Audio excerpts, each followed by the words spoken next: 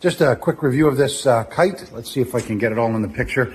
It's a small to mid-sized kite. The material is thinner. It's not going to rip necessarily. I'm not sure what kind of material this is. Some kind of plastic or rayon or something like that. It's a good looking kite. Kids will like the brightness of it. Easy to put together. I wouldn't call this the highest quality kite. This is probably going to be good for about 2 runs before it hits the ground and something snaps or something like that. But for the price of about 20 bucks Canadian, this is absolutely a great, couple hours outside with the kids way to keep them entertained. Ahora así no es. Así sí.